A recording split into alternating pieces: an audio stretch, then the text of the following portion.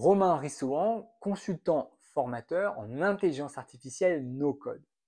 Alors, je précise le mot no-code parce que l'intelligence artificielle se conçoit de deux manières, hein. Il y a une manière, on va dire, qui est du développement informatique et une manière qui consiste à utiliser des outils no-code comme par exemple ChatGPT.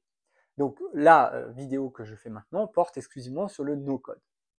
Alors, ensemble, quand on travaille au travers de formations de conseils sur l'intelligence artificielle en no-code, on a un premier sujet qui est d'évaluer les grands enjeux qui sont à votre disposition. Donc déjà, il y a par exemple un enjeu technique et technologique qui peut être par exemple, est-ce qu'on va travailler sur des outils de création de contenu audiovisuel comme avec Midjourney ou Runway pour tout ce qui va être photo-vidéo, ou est-ce qu'on va travailler sur des outils qui vont traiter uniquement du texte ou du code comme pourrait nous le permettre ChatGPT.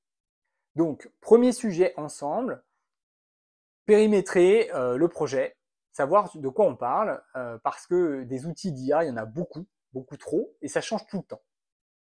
Deuxième sujet, justement, eh bien, au regard des outils qu'on aura présélectionnés, comment les utiliser au quotidien.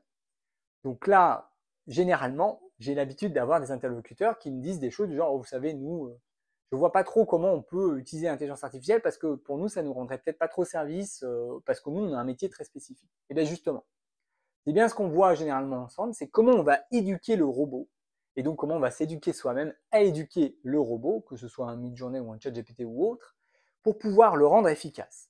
Si vous n'arrivez pas à éduquer votre robot, il donnera rien du tout.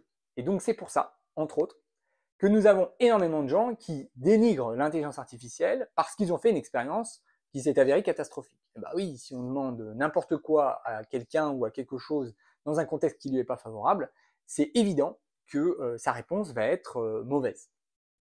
Donc, pour que l'intelligence artificielle prenne sens pour vous, il s'agit de l'éduquer.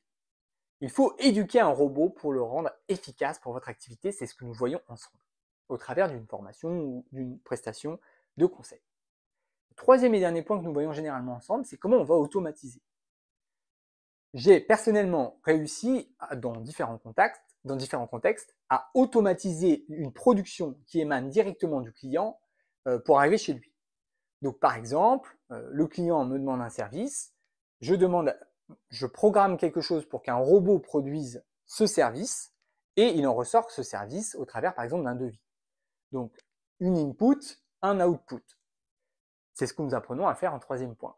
Comment je vais, après avoir compris les fonctionnements, automatiser 100% d'un process dans mon entreprise afin de gagner 100% du temps et de rester concentré sur mon activité et m'assurer en même temps que mon client ait bien un produit ou un service de qualité qui lui est restitué. À bientôt!